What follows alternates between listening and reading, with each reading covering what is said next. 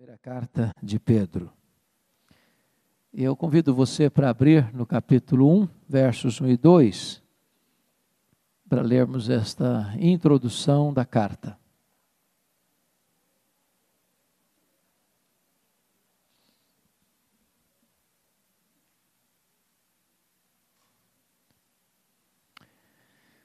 Primeira de Pedro, capítulo 1, versos 1 e 2. Pedro, apóstolo de Jesus Cristo, aos eleitos que são forasteiros da dispersão, no Ponto, Galácia, Capadócia, Ásia e Bitínia, eleitos segundo a presciência de Deus Pai, em santificação do Espírito, para a obediência e a aspersão do sangue de Jesus Cristo, graça e paz vos sejam multiplicadas. Pois bem, esta carta de Pedro, a primeira carta, tem um propósito bem específico, que o próprio Pedro nos ensina, nos fala sobre o assunto, lá no capítulo 5, verso 12, vale a pena você conferir, quando ele diz assim: por meio de Silvano, que para vós outros é fiel irmão, como também o considero, vos escrevo resumidamente, exortando e testificando de novo que esta é a genuína graça de Deus, nela estai firmes. Então você nota que ele estabelece o propósito dessa epístola. Vos escrevo resumidamente, exortando e testificando de novo que esta é a genuína graça de Deus. Ele está tratando da graça de Deus, o sustento da graça de Deus, especialmente em tempos de sofrimento. Mas vamos então, dito isso, pensar no autor. É claro que Pedro é o autor dessa carta, o escritor dessa carta.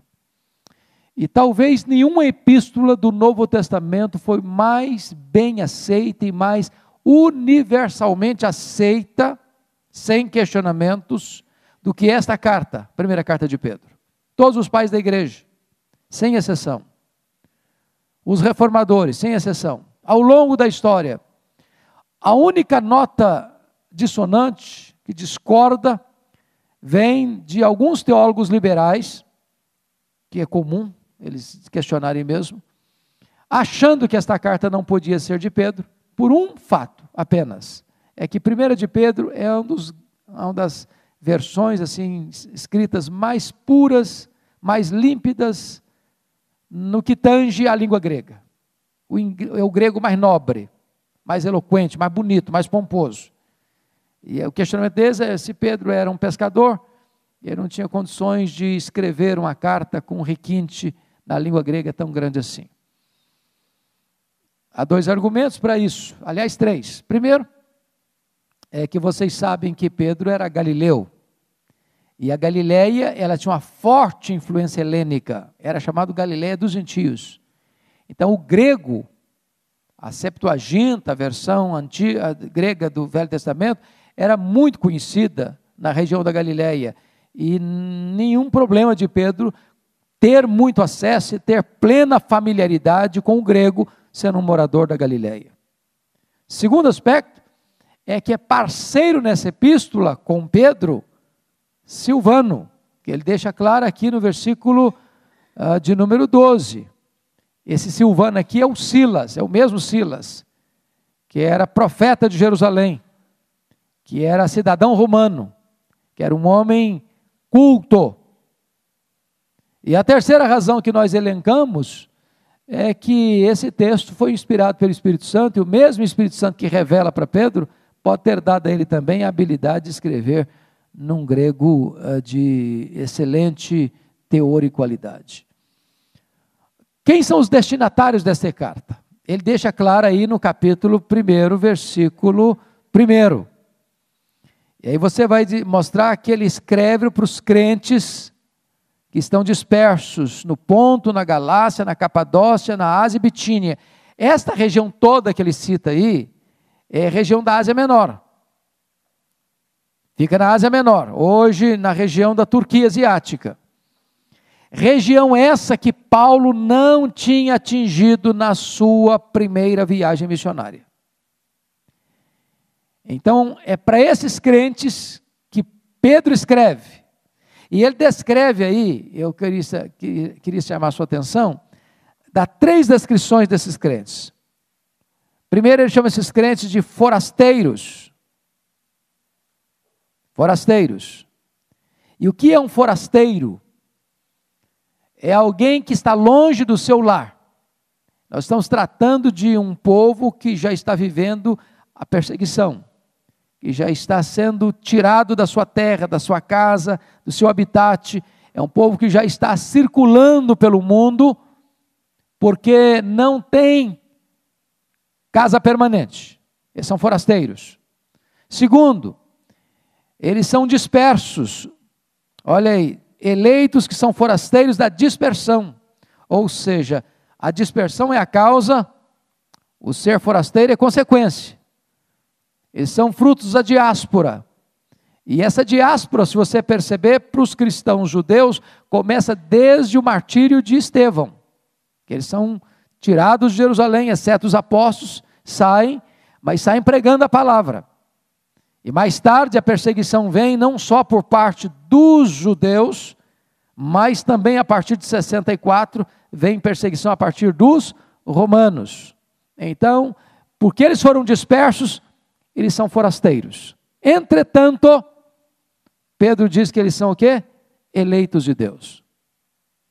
Então, se você pudesse classificar, diria o seguinte: eles são forasteiros do aspecto social.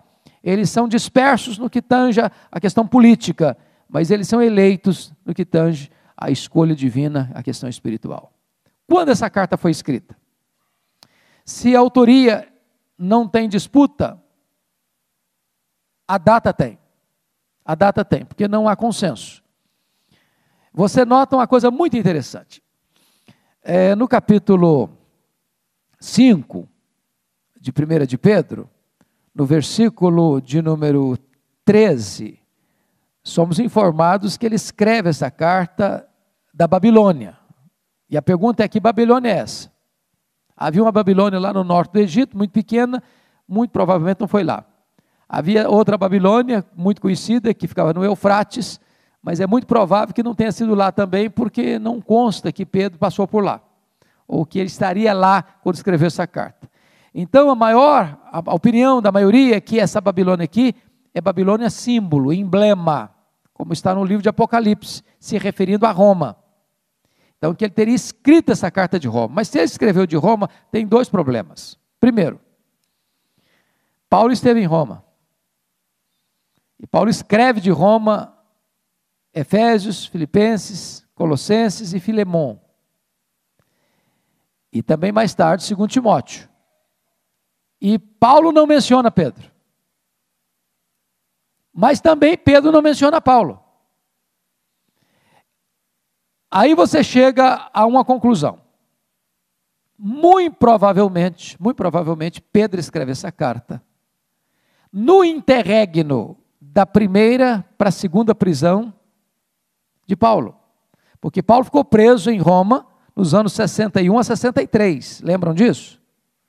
Depois ele sai da prisão, vai talvez à Espanha, período em que ele escreve 1 Timóteo e Tito, depois ao incêndio de Roma no ano 64, depois Paulo e também Pedro são presos.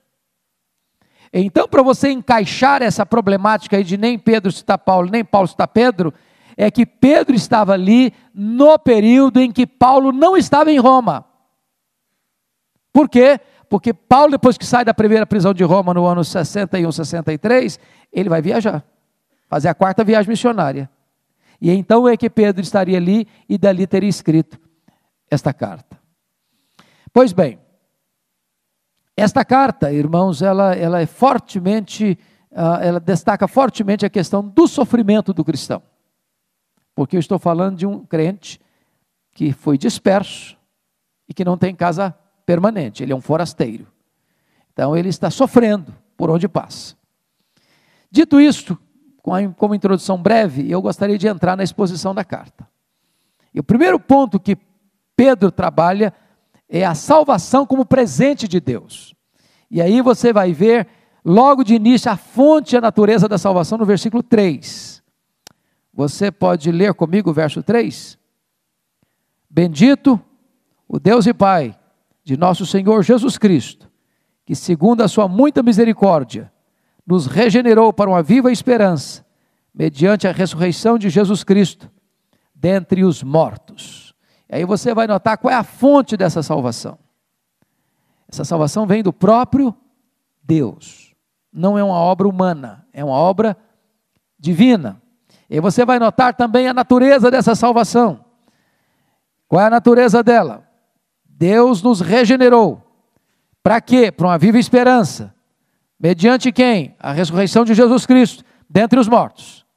Então, salvação implica em você ter uma viva esperança. Não tem salvação sem esperança. Você é salvo do pecado. Você é salvo para a vida eterna. Você é salvo para ter um corpo glorificado, assim como Cristo teve um corpo glorificado. E aí, no verso 4, vem a recompensa dessa salvação. Veja comigo. Vamos juntos? Para uma herança incorruptível, sem mácula, imarcessível, reservada nos céus para vós outros. Ou seja, essa salvação, ela tem uma recompensa não aqui. Aqui, como é que esses crentes estão? Forasteiros, dispersos, perseguidos, massacrados, espoliados, assassinados. Mas qual a esperança deles? Qual a recompensa deles? Uma herança incorruptível, sem mácula, imarcessível, reservada nos céus para vós outros. Se nós perdermos isto de vista, irmãos, nós não entenderemos o que é o cristianismo. A nossa pátria não está aqui, a nossa casa permanente não está aqui, a nossa herança não está aqui. Terceiro lugar, a segurança da salvação. Olha o versículo 5. Pode ler comigo? Que sois guardados pelo poder de Deus, mediante a fé, para a salvação preparada, para revelar-se no último tempo. Agora vamos entender o que ele está falando, a salvação preparada para se revelar no último tempo. Você está salvo hoje ou não está? Sim ou não? Sim. Você estará salvo amanhã? Mas se você estará salvo amanhã, você está salvo hoje?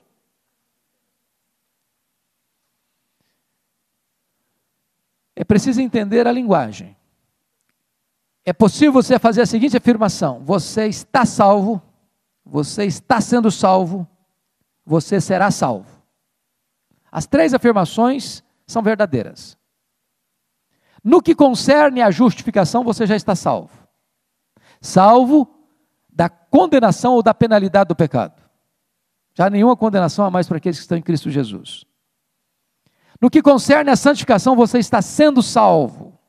Você está sendo transformado de glória em glória na imagem de Jesus Cristo, o Senhor. É um processo que começa na regeneração e termina na glorificação. No que tange a glorificação, você será salvo. Você ainda não tem um corpo de glória. Então, se na justificação você está salvo da condenação do pecado, na santificação você está sendo salvo do poder do pecado, na glorificação você será salvo da presença do pecado. É nesse sentido que ele diz no verso 5. Pois sois guardados pelo poder de Deus mediante a fé para a salvação preparada para revelar-se no último tempo. Depois vamos ver da alegria da salvação. Versos 6 a 9. Isso é algo sublime aqui, viu? Vamos ler o verso 6 primeiro? Nisso exultais, embora no presente, por breve tempo, se necessário, sejais contristados por quantas provações? Várias provações. Verso 7. Para que, uma vez confirmado o valor da vossa fé, muito mais precioso do que o ouro perecível, mesmo apurado por fogo, redunde em louvor, glória e honra, na revelação, na segunda vinda de Jesus Cristo. A quem não havendo visto a mais, no qual não vendo agora, mas crendo exultais com alegria indizível e cheia de glória. Ô irmãos, o que é que você e eu hoje conhecemos dessa alegria indizível e cheia de glória? Não está faltando isso? O Dr. Mark Lloyd Jones escreveu um livro sobre Joy Unspeakable, Alegria Indizível. E ele trata dessa questão que hoje, muitas vezes, falta-nos esta alegria. De você olhar para o rosto de um crente e ver assim, um brilho. É isso. Vocês acham que está faltando isso ou não? Agora, note que Pedro está falando de uma alegria indizível e cheia de glória para um grupo que está morando em apartamento de cobertura, carro importado na garagem, muito dinheiro na conta bancária, roupa de grife, é isso? Não, para um bando de crente que está o quê? Disperso, forasteiro, perseguido. Alegria da salvação, alegria da salvação. E aí, nos versos 10 a 12, ele vai falar da antiguidade dessa salvação. Olha que coisa interessante. Foi a respeito dessa salvação que os profetas indagaram e inquiriram, os quais profetizaram acerca da graça a vós outros destinada. E eu acho isso bonito, sabe por quê? Porque Pedro está dizendo que a palavra de Deus, ela é una. Ou seja, o que os profetas falaram é o que nós estamos experimentando. Essa salvação, ela foi profetizada lá atrás, a nosso respeito, e nós estamos usufruindo aquilo que os profetas mencionaram. Ou seja, essa salvação que você desfruta hoje, não é um plano B de Deus, porque o plano A fracassou, não é que Deus fez esse plano aí de última hora, porque percebeu que a coisa não estava dando certo, não. Esse é um plano uno, eterno, perfeito, que nunca sofreu variação. A sua salvação foi planejada por Deus desde a antiguidade. É isso que Pedro está mencionando. Agora vamos para o capítulo 1, versos 13 a 25, que Pedro vai passar da salvação como presente de Deus para o estilo de vida dos salvos. Bom, se você está salvo, ok. E agora? Como é que você prova? Como é que você evidencia que você está salvo mesmo? Porque agora é hora de fazer uma pergunta para o nosso coração. Eu estou salvo? Não é a minha afirmação, sim, que me garante a salvação. É a evidência da minha vida, que prova a minha salvação. Então vamos ver o estilo de vida dos salvos. Primeiro, os salvos devem viver em santidade. Olha comigo os versos de número 13 a 16. Por isso, preste atenção no por isso. Por isso é consequência. Certo? Por isso, cingindo o vosso entendimento, sede sóbrios e esperar inteiramente na graça que vos está sendo trazida, na revelação de Jesus Cristo, com filhos da obediência, não vos amoldeis às paixões que tinhais anteriormente na vossa ignorância. Então, primeira coisa, o que Pedro está dizendo é que tem que ter um corte entre o antes e o depois. Pergunta ao seu coração, houve esse corte na sua vida? Entre o antes e o depois? Como você era antes de Cristo? Quem você é depois de Cristo? Como é que você vivia antes de Cristo? Como é que você vive depois de Cristo? Você se amolda ainda às paixões que você tinha anteriormente, ou você hoje é uma nova criatura? Olha o verso 15. Pelo contrário, segundo é santo aquele que vos chamou, tornai-vos santos também vós mesmos em todo o vosso procedimento. Quanto do nosso procedimento nós devemos mostrar santidade?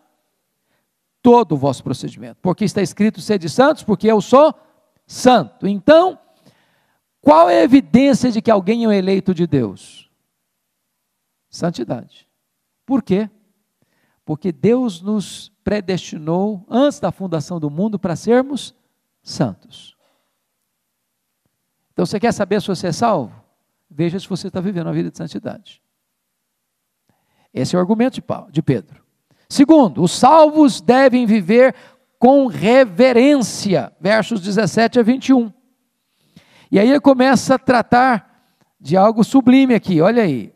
Ora, se invocais como Pai, verso 17, aquele que sem acepção de pessoas julga segundo as obras de cada um, portai-vos com temor durante o tempo da vossa peregrinação. Ou seja, não pense que pelo fato de você se julgar salvo, Deus vai passar a mão na sua cabeça, Deus vai fazer vistas grossas, Deus vai ter filhos prediletos, não, com você eu vou tratar de maneira diferenciada, pode ficar tranquilo.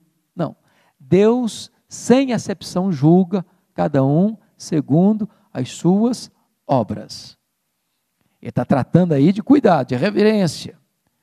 E aí ele vai tratar conosco no verso 18 a 20, que preço foi que Deus pagou por essa salvação, sabendo que não foi mediante coisas corruptíveis, com prata ou ouro, que fosse resgatados do vosso fútil procedimento, que vossos pais vos legaram, mas pelo precioso sangue, como de cordeiro sem defeito e sem mácula, o sangue de Cristo. E aí ele mostra um outro lado do cuidado da vida de santidade e de reverência. Ora, se a minha salvação custou tanto para Deus, porque Ele me comprou não com ouro, com prata, mas com o sangue do seu Filho, e se Ele me salvou para ser santo, para a santidade, como é que eu, sendo salvo e entendendo o preço que foi pago e o sacrifício que foi feito, eu posso ser negligente, eu posso ser relapso, eu posso ser descuidado, eu posso de volta me amoldar às paixões que eu tinha anteriormente. O que Pedro está dizendo é que eu não posso dizer, ou pensar, ou achar, ou me julgar salvo, se eu não estou vivendo a novidade de vida, em santidade e temor. Terceiro, como é que os salvos devem viver? O estilo de vida dos salvos. Primeiro, eles devem viver em santidade. Segundo, eles devem viver em reverência. Terceiro, eles devem viver em amor. Olha comigo os versos 22 a 25. Você pode ler esses versos comigo, 22 a 25, vamos lá? Tendo purificado a vossa alma pela vossa obediência à verdade, tendo em vista o amor fraternal não fingido, amai-vos de coração uns aos outros ardentemente, pois fostes regenerados, não de semente corruptível, mas de incorruptível, mediante a palavra de Deus, a qual vive e é permanente. Pois toda a carne é como a erva, toda a sua glória é como a flor da erva, cerca-se a erva, cai a sua flor. A palavra do Senhor, porém, permanece eternamente.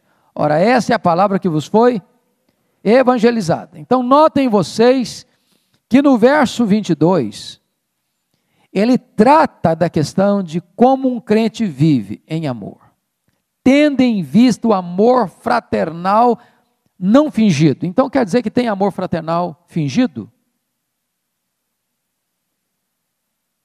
Porque você coloca esse aspecto, é porque pode existir um falso amor fraternal. Deus te abençoe, meu irmão. Ó, legal. Gostei de te ver. Mas não passa de um protocolo, de um clichê, de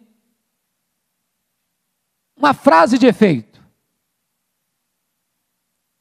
Mas na hora do vamos ver mesmo, se a pessoa precisar mesmo, aí você foge dela. E aí Pedro usa uma expressão muito forte ainda, amai-vos de coração, é a questão da Filadelfia. Amai de coração uns aos outros de que maneira? Ardentemente, porque se amar de coração já é um negócio internacional, né? Como diz o pastor Orival. Agora, amar de coração ainda ardentemente, não pode ser um amor hipócrita, fingido. É algo profundamente intenso. Então, vamos recapitular. Quais são as evidências de que você é uma pessoa salva? Se você vive em santidade. Segundo, em reverência. Terceiro, em amor. Essas são as evidências da salvação. Vamos ao Terceiro ponto que eu quero destacar, o crescimento espiritual dos salvos. Então veja bem, você é salvo, você prova que você é salvo, mas se você é salvo, você não tem uma vida estática, você não tem uma vida parada, você tem uma vida em crescimento, uma vida de progresso espiritual. Então vamos ver capítulo 2, versos de 1 a 10, crescimento espiritual dos salvos. Primeira coisa, para você crescer espiritualmente, você precisa se despojar do pecado. Capítulo 2, verso 1, pode ler comigo? Despojando-vos, portanto, de toda maldade e dolo, de hipocrisias e invejas, de toda sorte de maledicência. Só nota de rodapé para o português, não é dolo, é dolo. Vamos juntos então de novo? Despojando-vos, portanto, de toda maldade e dolo, de hipocrisias e invejas, e de toda sorte de maledicências. Ô gente, o que é despojar? Quem me dá um sinônimo de despojar? Livrar-se, descartar, tirar, como uma roupa suja que você tira e bota lá na lavanderia. Despoja, tira da sua vida. Isso não pode fazer parte mais da sua vida. Maldade, maquinar o mal contra o outro. Dolo, é aquele negócio assim, malicioso.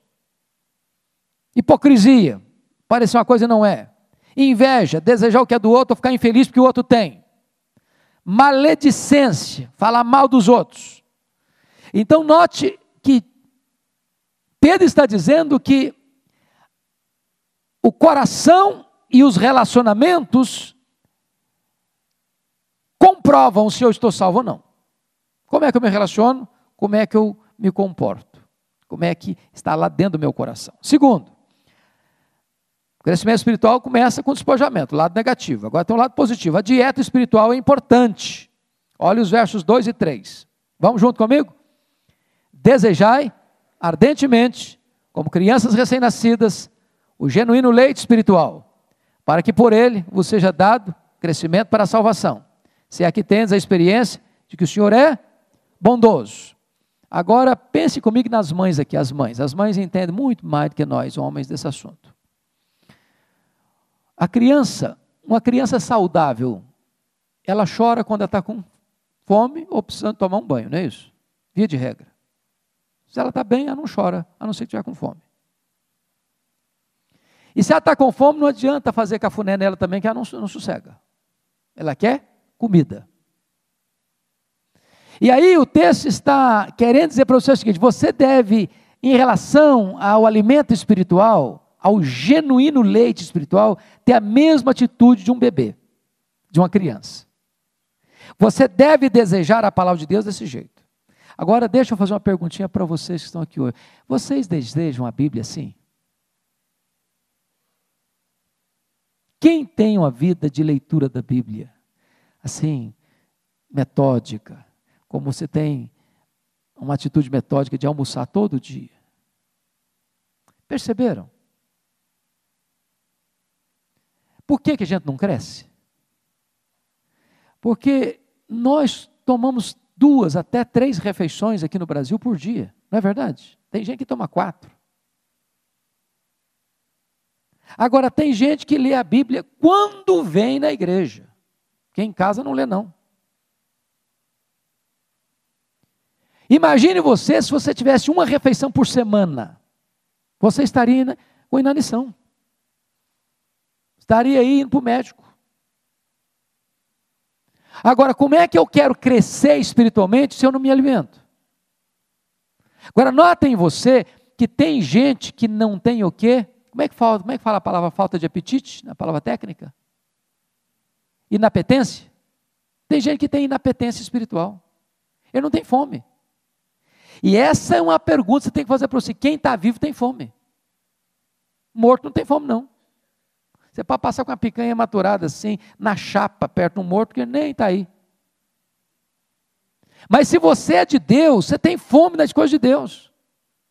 Você tem fome da palavra, você tem fome da comunhão, você tem fome da adoração, você tem fome da oração, você tem fome das coisas do alto, buscai as coisas lá do alto. É isso que Pedro está tratando com a gente aqui. desejai ardentemente, como crianças recém-nascidas, o genuíno leite espiritual, para que por ele, por esse alimento espiritual, vos seja dado o quê? Crescimento. Crescimento. Então, dá uma olhadinha aí se você não está com raquitismo espiritual. Terceiro, a posição de Cristo nesse processo do crescimento é fundamental. Olha o verso 4 comigo. Pode ler o 4? Chegando-vos para ele, a pedra que vive, rejeitada assim pelos homens, mas para com Deus eleita e preciosa. Como é que é essa história aí? Chegando-vos para ele. Quem é ele aí? Jesus Cristo. Ele é a pedra.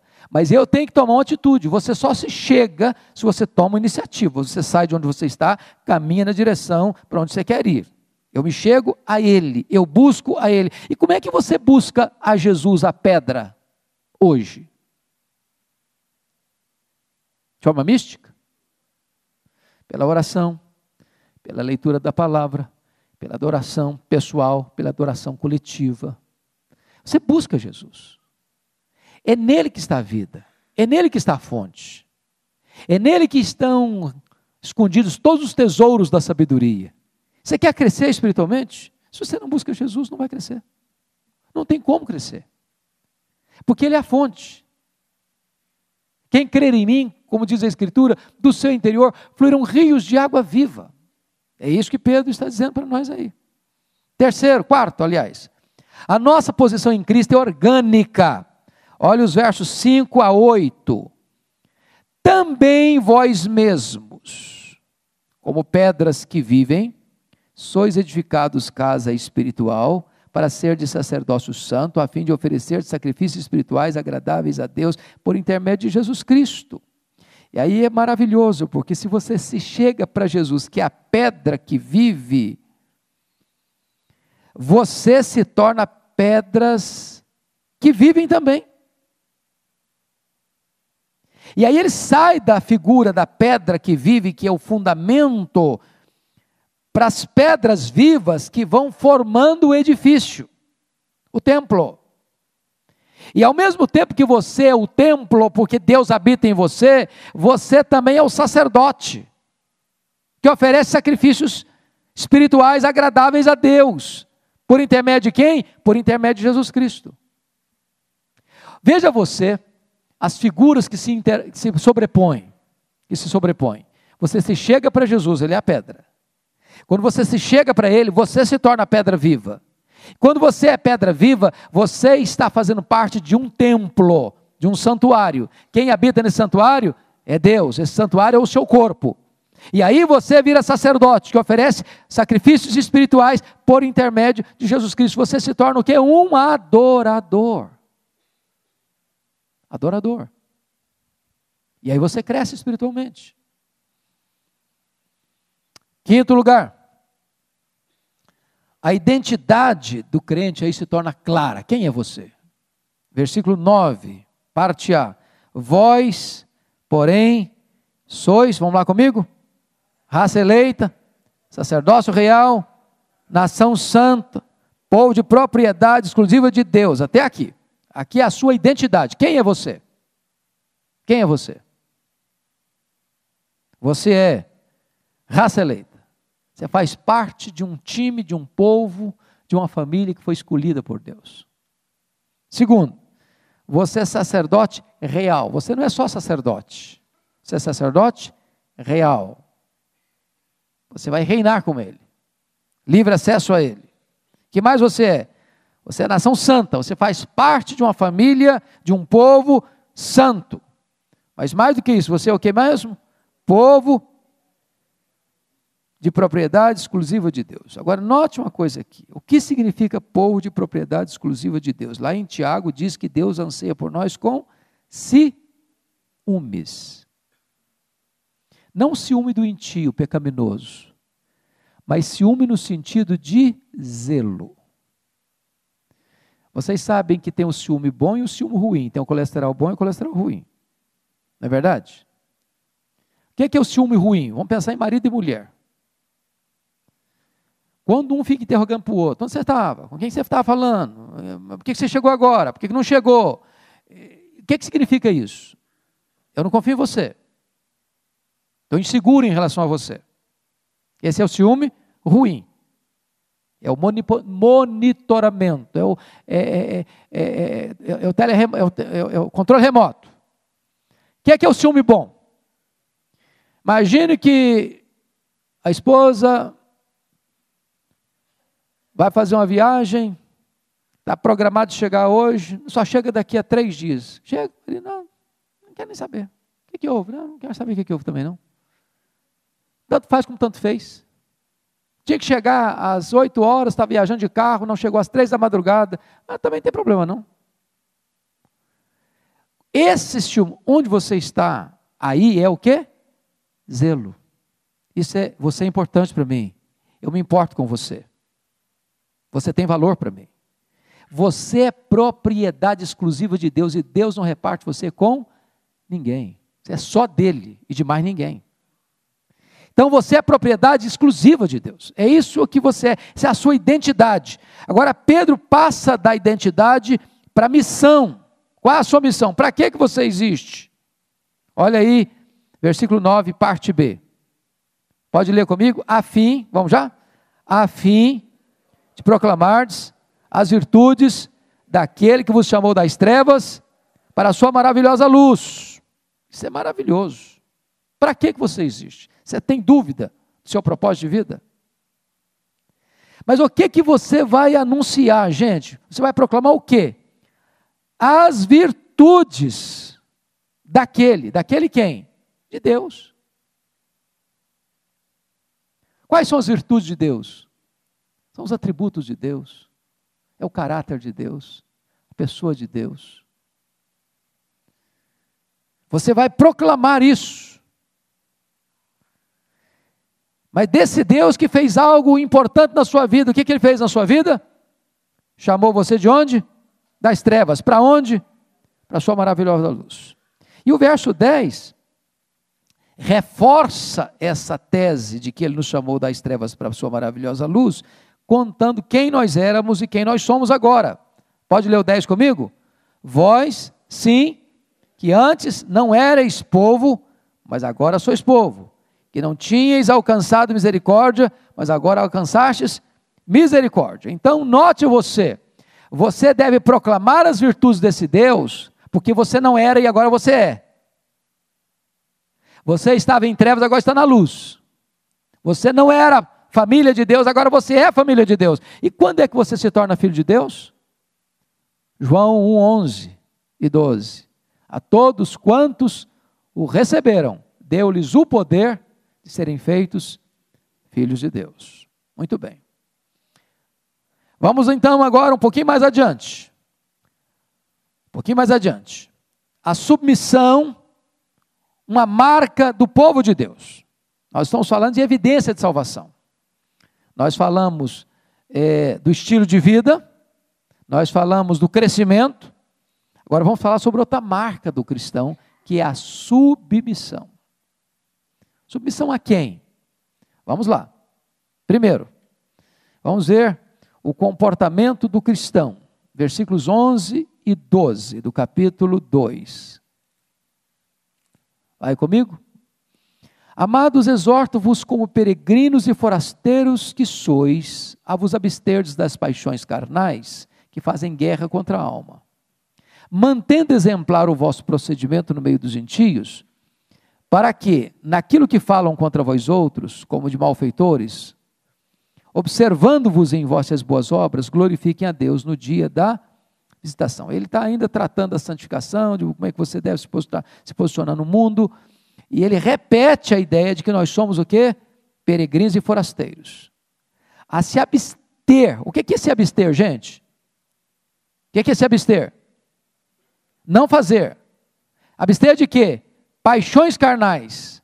E essas paixões carnais fazem o que com a gente? Guerra. Todos nós lidamos com essa guerra. Essa guerra que está instalada no nosso peito. A carne e o espírito, diz Paulo em Gálatas capítulo 5. E aí ele trabalha a questão de que você está num mundo hostil, você vive a sua vida cristã e prova a sua salvação num mundo hostil. Por isso que ele diz no verso 12, mantendo exemplar o vosso procedimento no meio dos gentios, no meio daqueles que não conhecem a Deus. Para que naquilo que falam contra vós outros, como de malfeitores, note você aqui. De que o cristão está sendo acusado aqui? De malfeitor. Então, aqueles que não são cristãos, acusam os cristãos de malfeitores. Eu não sei se o contexto aqui já seria depois do incêndio de Roma, porque depois do incêndio de Roma, onde a culpa é colocada sobre os cristãos são acusados de incendiários, de responsáveis pelo incêndio de Roma.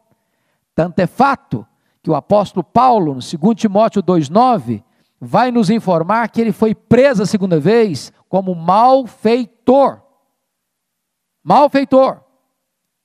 E os cristãos estão sendo acusados. Mas qual é a melhor maneira de você responder a uma acusação de que você é um mau caráter, é um malfeitor? Olha o que ele responde no verso 12. Observando em vossas boas obras, glorifiquem a Deus no dia da visitação.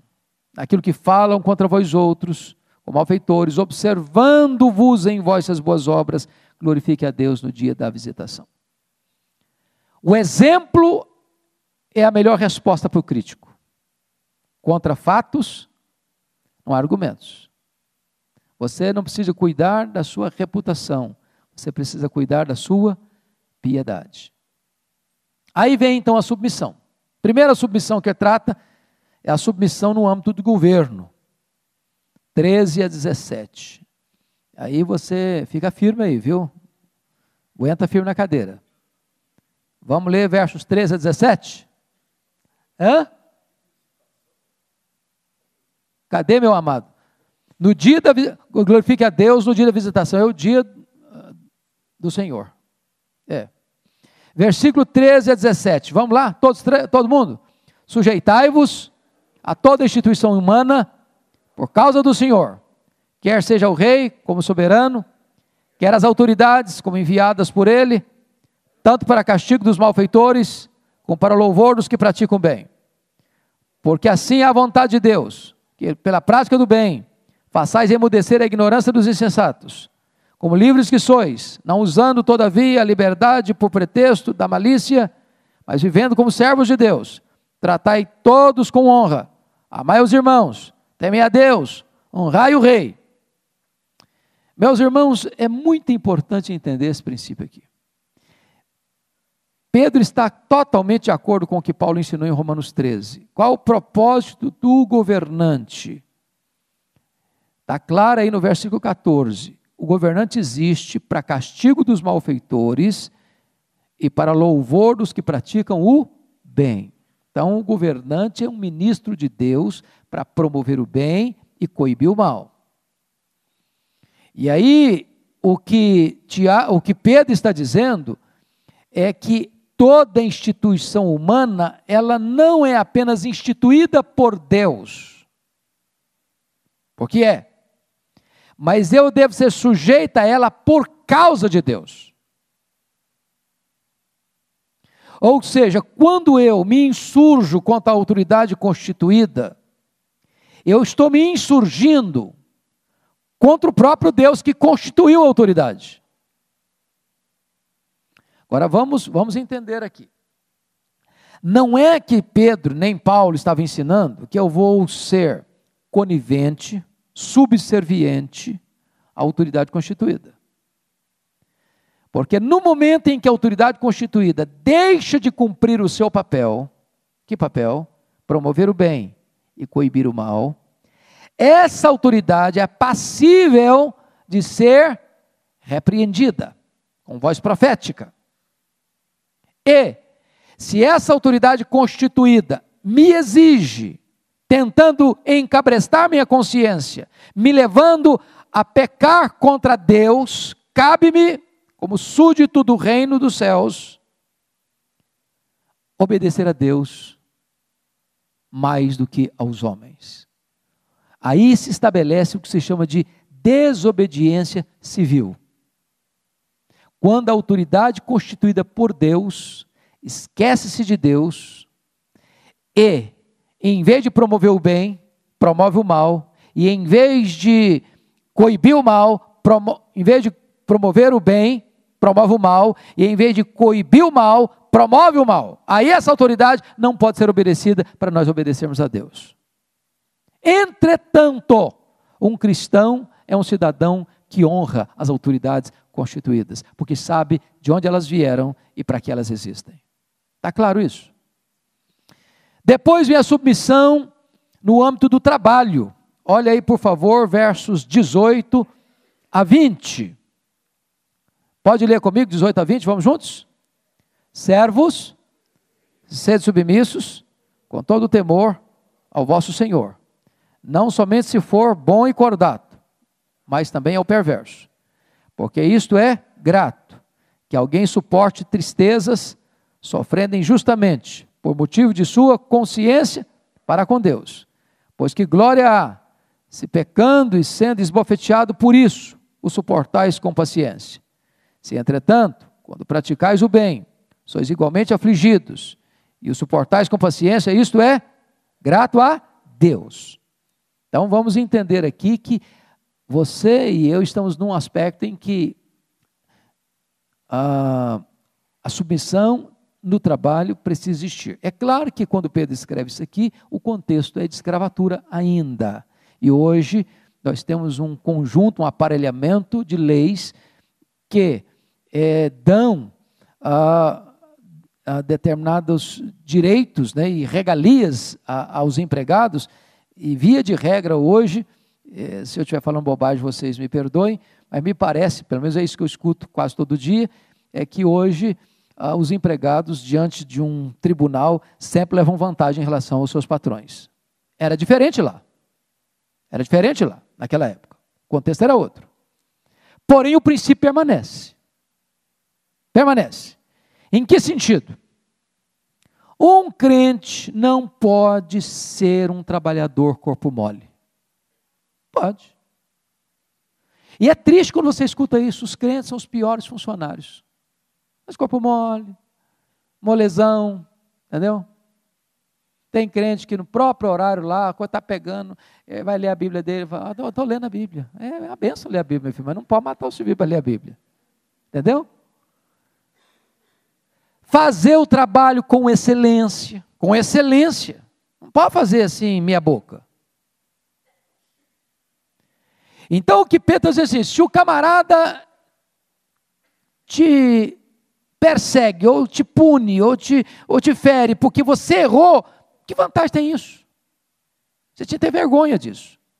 Agora, se você é oprimido, por estar fazendo bem, fazendo direito, então, seja grato a Deus por isso. Seja grato a Deus por isso. Acho que o princípio para nós é esse. Deus instituiu hierarquia de poder. Se o meu patrão, e eu trabalho para ele, eu devo honrá-lo. Com ele presente, me vigiando, sem ele presente, me monitorando. Porque eu não estou trabalhando para ele, propriamente dito, eu estou trabalhando para Deus. Eu presto contas para Deus. Deus está me vendo. Então, seja zeloso, seja íntegro, seja honesto, seja zeloso no que você faz. Zeloso no que você faz. Aliás, irmãos, esses são os princípios de integridade. Às vezes a pessoa, não, mas a empresa é muito rica, eu vou pegar lá um lápis, vou pegar lá uma caneta, vou pegar lá não sei o quê. Nós não podemos negociar nas pequenas coisas, porque se nós transigirmos com as pequenas coisas, amanhã nós vamos transigir com as grandes coisas. Mas aí ele sai da submissão do governo, da submissão do trabalho, para o exemplo máximo de submissão, que é o versículo 21 a 25. Olha comigo aí, capítulo 2, 21 a 25, que é o exemplo de Cristo. Você pode ler comigo esses versículos? Vamos lá? Porquanto, para isso mesmo, fostes chamados, pois que também Cristo sofreu em vosso lugar, deixando-vos exemplo para seguirdes os seus passos, o qual não cometeu pecado, nem dolo algum se achou em sua boca. Pois ele, quando ultrajado, não revidava com ultraje, quando maltratado, não fazia ameaças, mas entregava-se àquele que julga retamente, carregando ele mesmo em seu corpo, sobre o madeiro, os nossos pecados, para que nós, mortos para os pecados, vivamos para a justiça. Por suas chagas fostes sarados. Porque estáveis desgarrados como ovelhas, agora, porém, vos convertestes ao pastor e bispo da vossa alma. Porque talvez as pessoas pudessem perguntar, Senhor Pedro, mas é complicado esse negócio de sofrer assim, ser injustiçado. É complicado você ter um patrão cruel, um patrão ímpio, um patrão que não me respeita. Não estou falando no sentido de não me tratar bem. Hoje, o cara não trata bem, você vai para a empresa do lado, né? Você pede demissão, vai para o outro, mas naquela era o cara era escravo. Tinha esse negócio não, de pedir conta e receber fundo de garantia, tinha esse troço não. Aí Pedro evoca o exemplo de Cristo.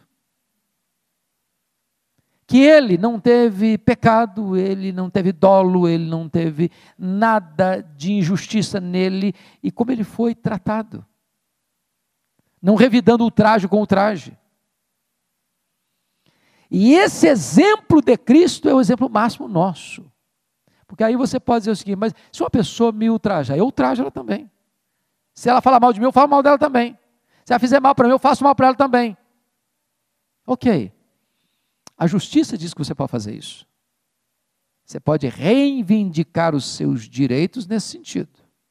Até tripudiar sobre a pessoa. Mas veja o exemplo máximo do seu Senhor. Que comprou você, que remiu você, que salvou você. Que você estava perdido e hoje você é ovelha dele. Ele é o bispo da sua alma. Esse é o argumento de Pedro neste assunto. Vamos só mais um pouquinho, até o capítulo 3, versículo 7, e depois a gente deixa o resto para a segunda aula. O relacionamento saudável agora entre marido e mulher. Agora a coisa pega, né? Então vamos primeiramente olhar as virtudes da mulher cristã, no versos 1 e 2. Podem ler comigo? Só as mulheres? Mulheres, sede vós igualmente submissas a vosso próprio marido, para que se ele ainda não obedece à palavra, seja ganho sem palavra alguma, por meio do procedimento de sua esposa, ao observar o vosso honesto comportamento, cheio de temor. Pois bem, preste atenção, que ele ainda continua com o assunto de submissão. Ele ainda está tratando o assunto. Ele tratou do assunto lá atrás, submissão ao governo, depois submissão ao patrão, depois ele deu o exemplo da submissão de Cristo. Por isso ele diz, mulheres, sede vós igualmente. Igualmente quem? Que exemplo ele está evocando para ajudar a mulher a submeter-se? Exemplo de Cristo. Então, submissão não é um assunto de gênero. Submissão é um quesito fundamental do cristianismo, para todos, para todos. Esse assunto é tão sensível, e quando eu escrevi o meu despretensioso comentário de 1 de Pedro, eu procurei levantar lá 2 problemas hoje, que são os problemas mais nevrálgicos, mais sensíveis em relação a esse assunto. São 2 extremos. O primeiro deles é o machismo. Nós, durante séculos, vivemos uma cultura machista. Vocês todos sabem disso. Onde a mulher era propriedade do pai quando solteira e propriedade do marido quando casada. E essa cultura vem rolando pelos séculos. Por exemplo, eu não sei quem é bom de história, não sei se alguém tem essa informação. Quando é que a mulher começou a votar aqui no Brasil? Alguém lembra que ano? 1934. Na França, em 55. Aí vocês percebem que direitos básicos de cidadania são resgatados à mulher no século XX. Então, essa cultura era uma cultura muito opressora para a mulher. É claro que hoje esses direitos estão sendo olhados, estão sendo vistos, por exemplo, nas mesmas funções, salários diferentes. Ainda é um sinal de desigualdade.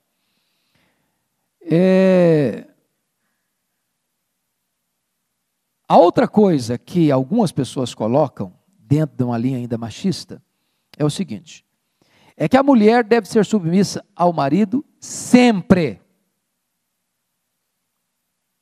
Porque o marido é responsável pelas consequências das suas exigências. E aí as pessoas citam, inclusive, o exemplo de Abraão, quando a irmã da Sara mentiu, que ela era irmã dele, não mulher dele. E ela acaba indo para o harém do faraó. E eu pergunto a vocês, temos base bíblica para exigir isso? Que cabe à mulher obedecer ao marido, ser submissa ao marido, e cabe ao marido arcar com as consequências? Eu penso que esse entendimento está equivocado.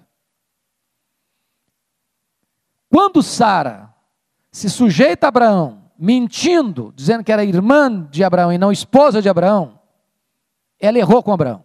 Abraão estava errado e ela também. Porque naquele momento ela devia confrontar o seu marido e não se submeter a ele. Ou seja, a submissão tem limites.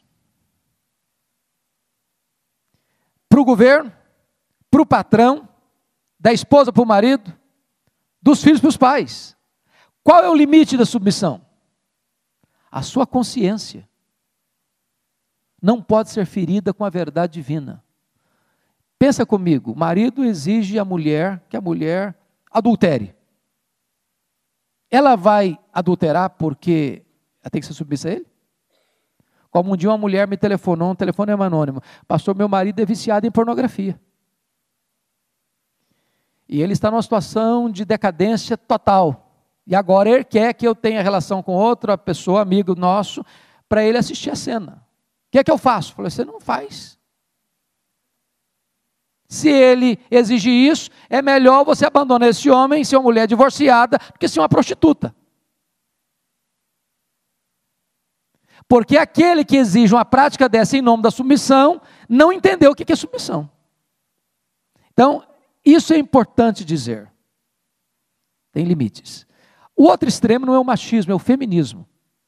O feminismo tem por trás um ismo aí que é perigoso, que é a ideia de que a mulher não aceita a posição de submissão, porque submissão não é inferioridade. Por exemplo, lá em 1 Coríntios 11 diz que Deus é o cabeça de Cristo, Cristo é o cabeça de todo homem, e o homem é o cabeça da mulher.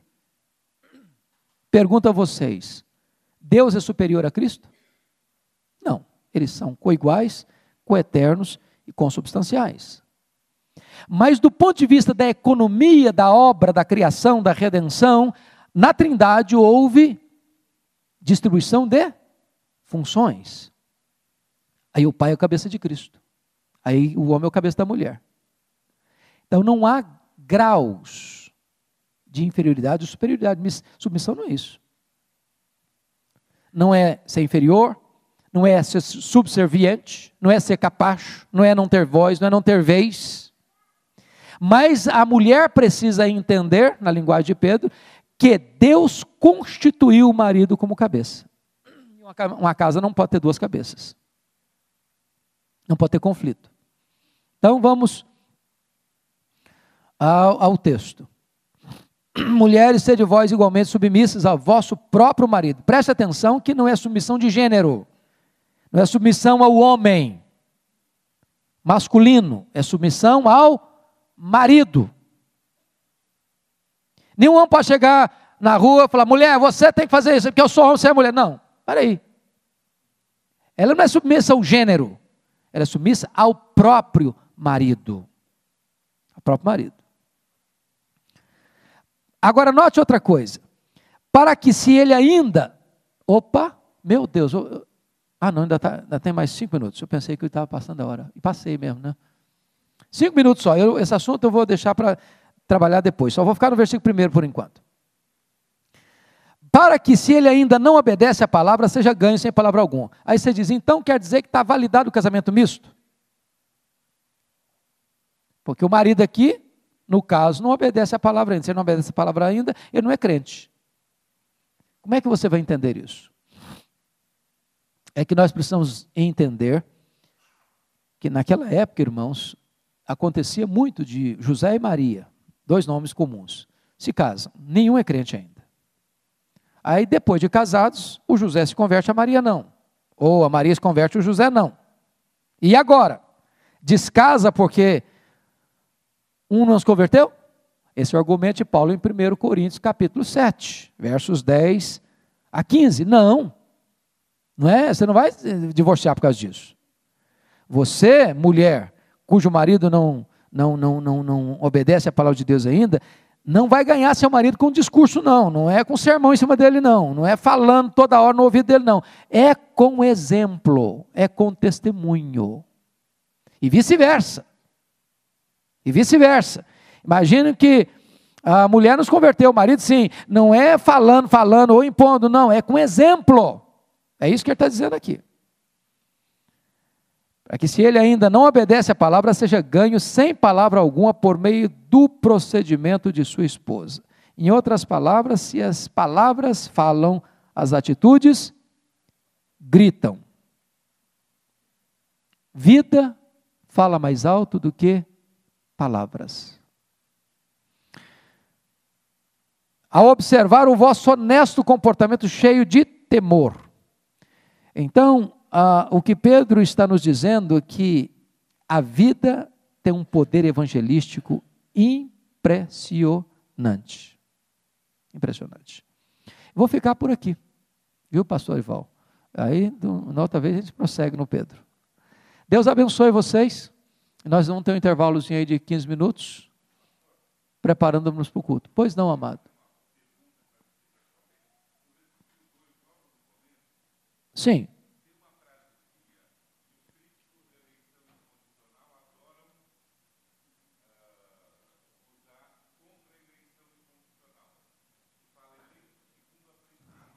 Lá no capítulo 1, versículo 2. Isso.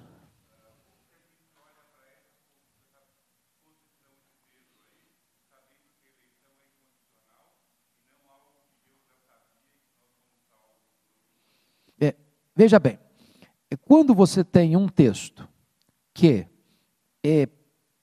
pode parecer outra coisa que não o restante da Escritura, o princípio hermenêutico para você interpretar é o seguinte: você interpreta um texto claro à luz de um texto obscuro, ou um obscuro à luz de um texto claro? Você interpreta um obscuro à luz de um texto claro. Então, se você pega todo o conjunto da eleição, você vai trabalhar primeiro, pega Efésios 1,4, ele nos escolheu antes da fundação do mundo. Você pega 2 Timóteo 1,9, antes dos tempos eternos. O fato de Deus, então Deus nos escolheu na eternidade, não foi porque Ele viu alguma coisa em mim, eu vi de antemão que você vai crer, então eu te escolhi. Não, você não foi eleito porque creu, você creu porque foi eleito. Deus viu então antecipadamente as minhas boas obras, por isso Ele me escolheu. Não, eu fui eleito para as boas obras, não por causa das boas obras. Não, Deus anteviu lá que eu ia ser santo, então me escolheu. Não, eu fui escolhido para a santidade. Então, esse texto não pode estar querendo dizer o contrário dos outros textos que são tão claros de que Deus nos escolheu antes dos tempos eternos, antes da fundação do mundo, na eternidade. Quer dizer a mesma coisa. Deus abençoe, queridos, um pequeno intervalo e a gente volta daqui a pouquinho então para o culto.